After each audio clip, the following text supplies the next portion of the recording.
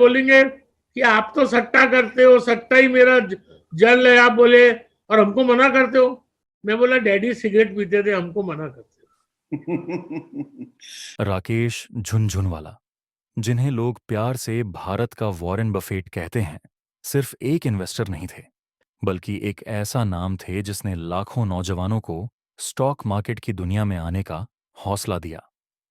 उनका मानना था कि ट्रेडिंग और इन्वेस्टिंग कोई जुआ नहीं है, बल्कि सही ज्ञान, धैर्य, अनुशासन और समझदारी का खेल है।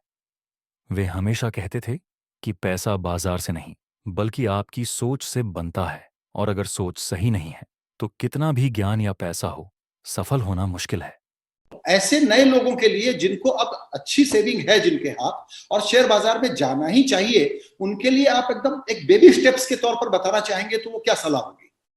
मैं तो बोलता हूं कि देखिए, मैं 1985 में शेयर बाजार में आया, जब सेंसेक्स था 150, तो India is on a growth path and the equity markets are therefore on a growth path, right. और हर साल शेयर बाजार में जो इंडिया की जीडीपी है और उसका नॉमिनल इन्फ्लेशन है, उतना तो राइस शेयर बाजार में जरूर आना चाहिए।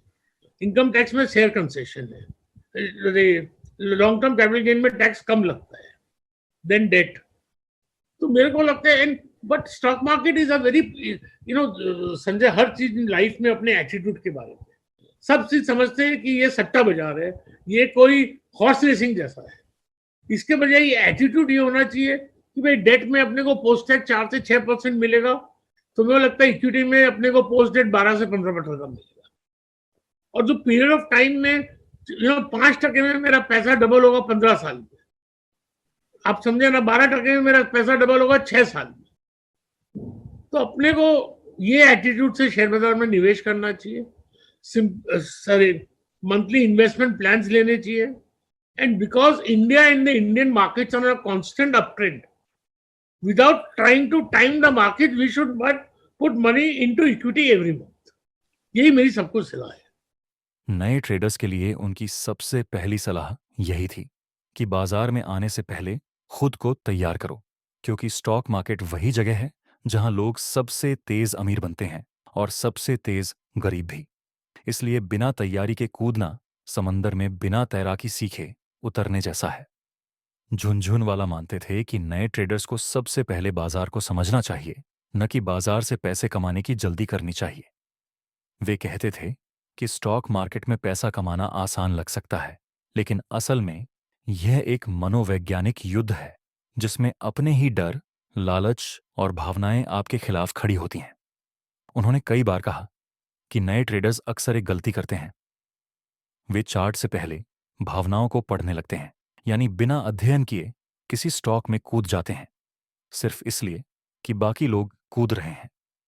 झुनझुनवाला इसे भीड़ मानसिकता कहते थे और हमेशा सलाह देते थे कि भीड़ का पीछा मत करो, बल्कि भीड़ को देखकर उल्टा सोचो, क्योंकि बड़े खिलाड़ी भीड़ को इस्तेमाल करके ही पैसा कमाते हैं। या कोई आदमी प्रोफेशनल इन्वेस्टर है और 24 घंटे ये काम करता है तो बात अलग है। ये एक बड़ी गलत, और सट्टा करने के लिए बिल्कुल ना ना ना ना ना। मैं 10 लाख लोगों से मिलता हूँ, 9,99,900 बोलते हैं मैंने कमाया, मुझे मालूम है 9,90,000 झूठ बोलते, तो 10 लाख में से कमाते 900। फिर साहब मुझे बोलेंगे। राकेश जी, आप बहुत इंपॉर्टेंट बात बता रहे हैं, उसको थोड़ा सा और अपने को इलेबोरेट करना चाहिए। वो ये है कि आप जैसे इन्वेस्टर्स को लोग ये समझते हैं कि लॉन्ग टर्म इन्वेस्टमेंट करते होंगे, लेकिन इनके पास तो समझ है, ज्ञान है, जानकारी है, रिसर्च है और फ्यूचर देख लेते हैं, मुंबई में रहते हैं, तो ये स्पेकुलेट भी करते होंगे। आप ये जो स्पेकुलेशन वर्सेस इन्वेस्टमेंट की डिबेट हमेशा चलती है, लोग बड़ा कंफ्यूज कर जाते हैं, उसको समझाइए थोड़ा और डिटेल में हमारे दर्शकों को कि स्पेकुलेटर का मतलब क्या होता है, और आप जैसे लोग स्पेकुलेटर नहीं है, एक्टिव ट्रेडिंग अलग बात है।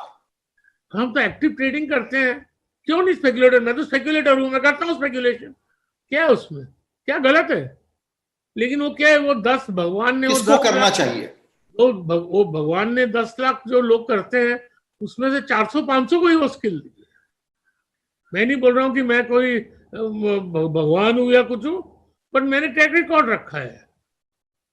और सच्चाई ये है कि 10 लाख में से 9,90,000 तो नुकसान ही करते हैं ट्रेडिंग में, क्योंकि trading goes against basic human nature. आप समझे ना, आप पूछ लीजिए अपने सब जो सुन रहे हैं कि कितने जनों ने ट्रेडिंग में पैसा कमाया। सही है।